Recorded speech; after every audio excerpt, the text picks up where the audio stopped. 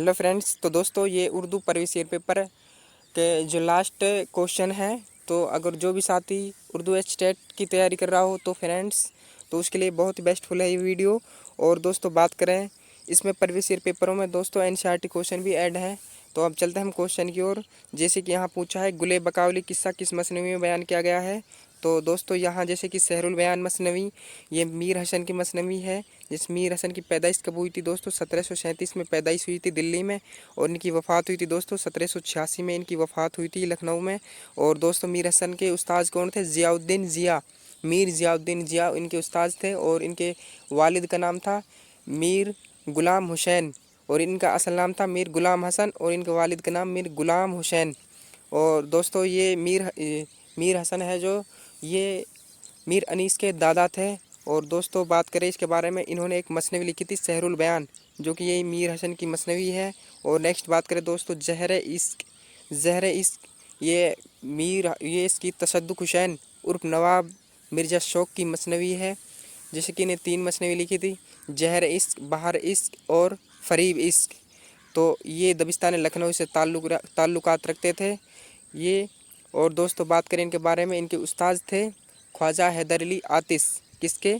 मिर्ज़ा शौक लखनवी के। मिर्ज़ा शौक लखनवी का असल नाम तसद्दुक़ हुसैन उर्फ मिर्ज़ा शौक। और बात करें दोस्तों कुदुमराव, ये फ़खरुद्दीन नज़ामी ने लिखी थी 1435 में। फ़खरुद्दीन उर्फ नज़ामी, ये कुदुमराव लिखी थी। और नेक्स्ट बात करें दोस्तों गुलजार नसीम, ये गुले बकावली की मसनवी किस मसनवी में बयान किया गया है दोस्तों? ये है गुलजार नसीम, ये पंडित दयाशंकर नसीम ने लिखी थी। और इनके वालिद का नाम था गंगा प्रसाद कौल, और इनकी पैदाइश हुई थी दोस्तों 1811 में इनकी पैदाइश हुई थी, और 1845 में इनकी वफ़ात हुई थी लखनऊ में। और दोस्तों बात करें इनके उस्ताद का नाम, इनके उस्ताद था ख्वाजा हैदर अली आतिश, जो कि दबिस्तानी लखनऊ से ताल्लुकात रखते थे। और फ्रेंड्स इनके बारे में और बात करें, जैसे कि पंडित दयाशंकर नसीम है,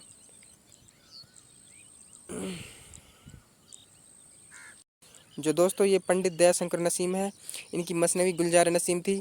और फ्रेंड्स ये मसनवी लिखी किसने? एक बार क्वेश्चन में आ गया था ये मसनवी किसने लिखी थी, तो ये गुलजार नसीम मसनवी इज़्ज़तुल बंगाली ने लिखी थी फ़ारसी में, जो कि हमारा राइट आंसर हो जाएगा डी।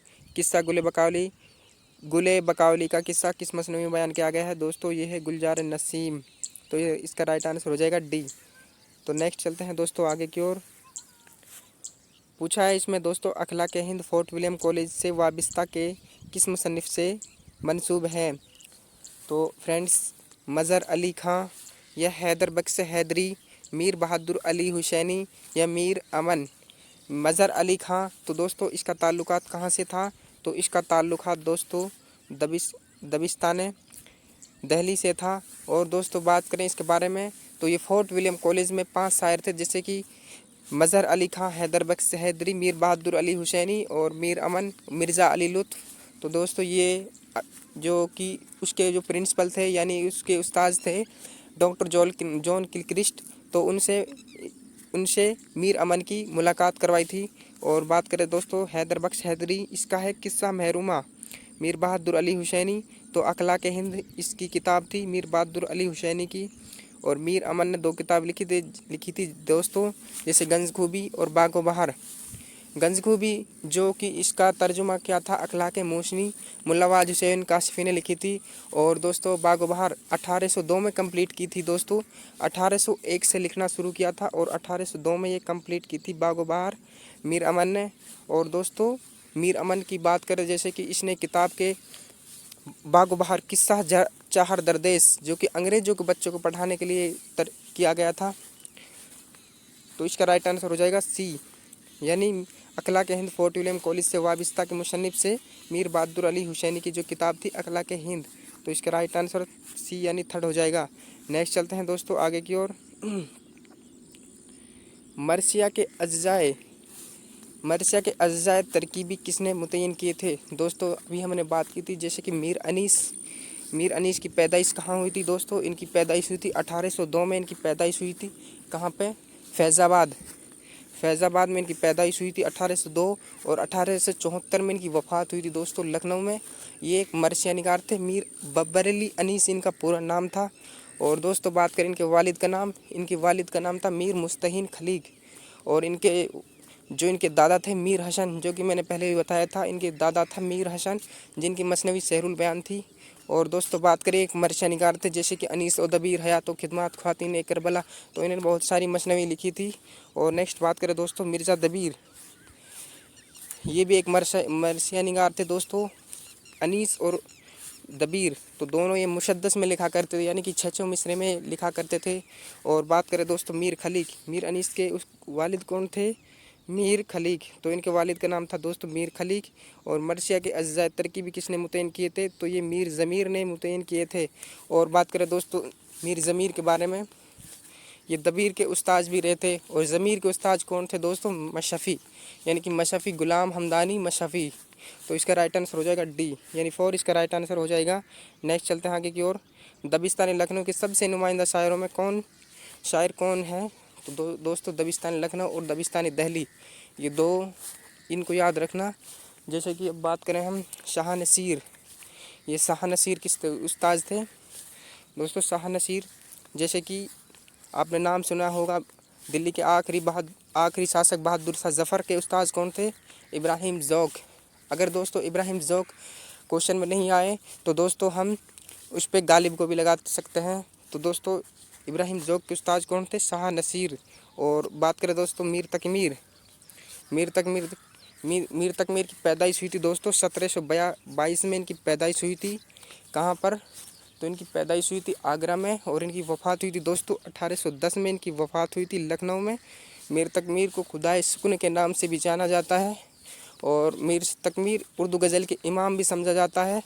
और दोस्तों बात करें मीर तकमीर ने मसनवी लिखी थी, जैसे कि इनकी मसनवी थी दोस्तों मीर तकमीर की, जैसे कि बहार इश्क, सवालिया इश्क, दरियाए इश्क, इनकी मसनवी थी मीर तकमीर की। और दोस्तों निकातुश शोरा, ज़िक्र ए मीर के नाम से भी इन्हें जाना जाता है। और इनके वालिद का नाम क्या था दोस्तों? इनके वालिद का नाम था अली उर्फ मुत्तकी। मीर तकमीर के वालिद का नाम अली उर्फ मुत्तकी। और दोस्तों इनके वालिद का नाम था, और इनके मामा का नाम था खान आरजू, यानी कि सौतेला मामा था इनका। और बात करें इंशाअल्लाह इन शाखा। और फ्रेंड्स नीचे है दोस्तों इन नासिक, दबिस्तान लखनऊ के सबसे नुमाइंदा शायरों में इमाम बख्श नासिक का शुमार किया जाता है। इनकी पैदाइश हुई थी दोस्तों 1771 में इनकी पैदाइश हुई थी इमाम बख्श नासिक की। और बात करें दोस्तों फैज़ाबाद में पैदा हुए थे, 1838 में इनकी वफ़ात हुई थी। पीजीटी क्वेश्चन में पूछा गया था दोस्तों पिछली बार इनकी पैदाइश वफ़ात कब हुई थी? तो इनकी वफ़ात हुई थी 1838 में। और दोस्तों बात करें इनके बारे में, जैसे कि दबिस्तान लखनऊ के सबसे नुमाइंदा शायरों में शुमार किए जाते हैं। और फ्रेंड ये नासिक है जो, तो ये एक इनकी जो मसनवी थी, इनका एक दीवान था दीवान दफ्तर परेशां, तो इनका एक दीवान था। और इनके वालिद का नाम था खुदा बख्श लाहौरी, जो कि हमारा राइट आंसर यही हो जाएगा 4। दबिस्तान लखनऊ के सबसे नुमाइंदा शायर कौन थे? नासिक था, नासिक यानी इमाम बख्श नासिक लखनवी। तो इसका राइट आंसर डी हो जाएगा। नेक्स्ट चलते हैं आगे की ओर। फ़रख्त का कोरवित का ताल्लुक़ किस सिनफ़ी अदब से है? तो दोस्तों शायरी से, अफसाना से, नावल से।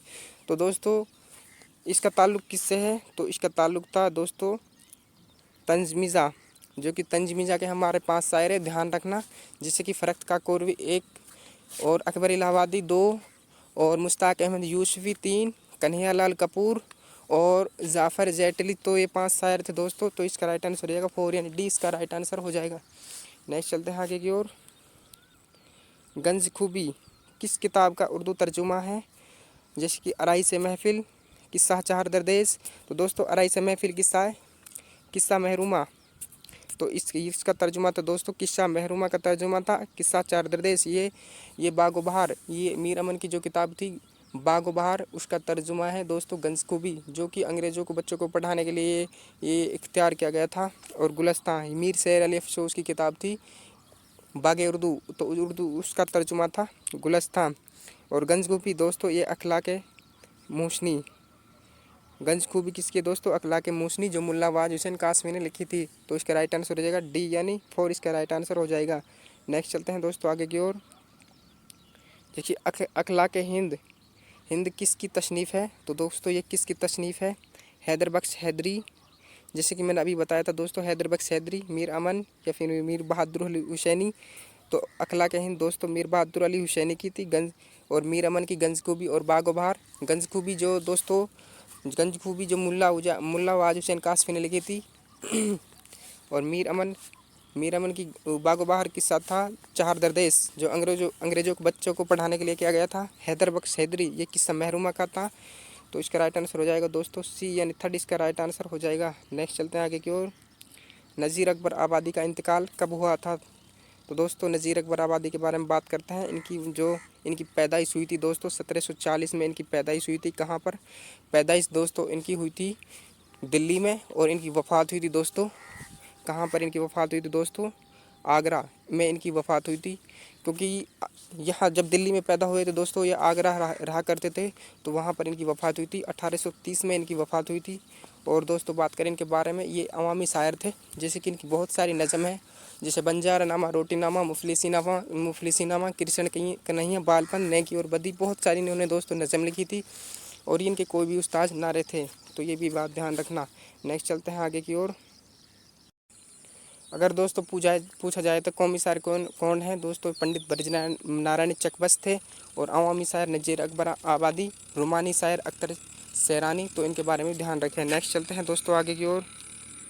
यहाँ पूछा है दोस्तों कहानी खुदा के नाम एक खत किस जबान का एक लोक कहानी है? तो दोस्तों यहाँ है जैसे कि जापानी है, रूसी है, अंग्रेजी। तो दोस्तों ये है खुदा के नाम खत एक स्पेनी कहानी है दोस्तों, स्पेनी कहानी है। और जापानी किसकी है? अवंती वाली जापानी है।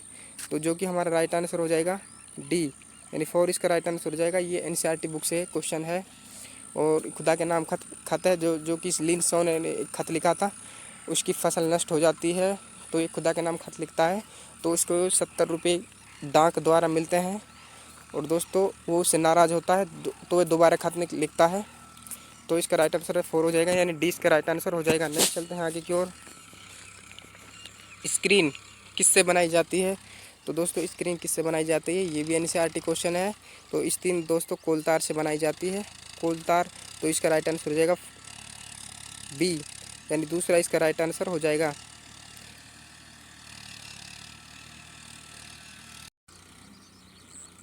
तो इसका राइट आंसर हो जाएगा दोस्तों बी, इसका राइट आंसर हो जाएगा कोलतार। नेक्स्ट चलते हैं आगे की ओर। हिंदुस्तान में लोकगीतों को जमा करने का काम किसने किया था दोस्तों? किसने किया था? देवेंद्र सत्यार्थी, ये हबीब तनवीर, गुले बकावली। तो दोस्तों सबसे पहले बात करें हबीब तनवीर के बारे में। ये हबीब तनवीर के पैदाइश 1923 2018 में इनकी पैदाइश हुई थी। कहाँ पर?